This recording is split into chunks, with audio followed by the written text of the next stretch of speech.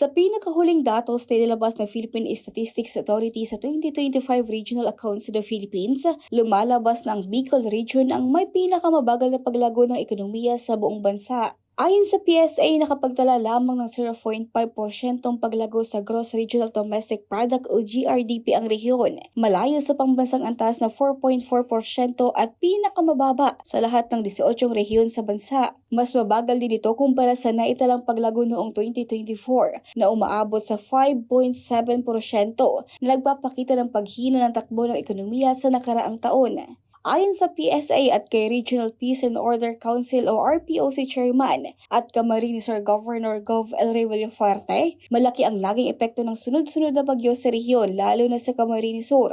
Kabilang dito ang bagyong Uwan at iba pang mga bagyo na nagdulot ng malawakang pinsala sa agrikultura, mga kalsada at iba pang infrastruktura, mga sektor na malaking bahagi sa ekonomiya ng Bicol. Dahil dito naantala ang produksyon at nahirapang makabawi ang mga magsaka, mangingisda at maliliit na negosyante sa rehiyon. Sa kabila nito, may pag-asa pang makabawi ang rehiyon sa pamamagitan ng pagkakaisa at pagtutulungan upang makabawi ang rehiyon. Sinyalis yan na dapat magtulungan. No? Kami sa province, lahat ginagawa natin. Nag-encourage tayo ng tourism, na investors. Pero siguro, mensahe sa mga nag-uulang sa mga proyekto, dapat tigilan na nila ang pag-ulang. No? Mahirap ang buhay, mataas ang presyo, inabutan tayo ng Christine sa baha, dapat magkaisa at magtulungan. Pag sinabing Bicol yan, siyempre damay lahat ng probinsya. Sa Kamsur, ang pinakagrabe, kung titignan mo, partido, so dapat doon mag-improve.